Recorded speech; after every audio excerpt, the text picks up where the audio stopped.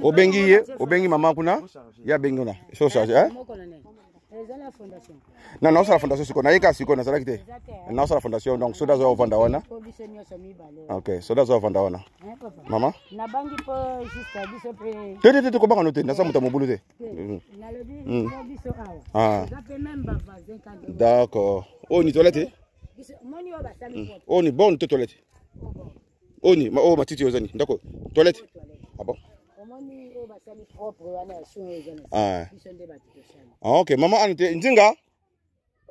Nzinga, il faut clôturer, mais pour me sater. Il y a ça, il y a un mobilité, il y a un mobilité. Ah, toilette, hein? Oui.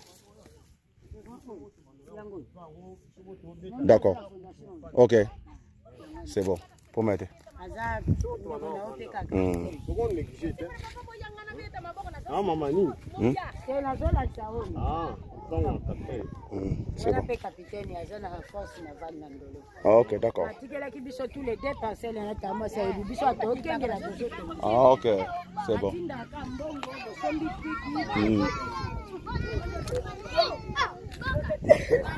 Ma maison m'a cambo.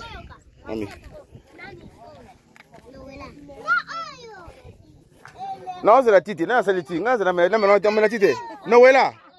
Noëlla. Quoi, Noëlla? Quoi, petit, non, on va sortir. Tu sais qui hein? Je ne peux pas. Comment on dit?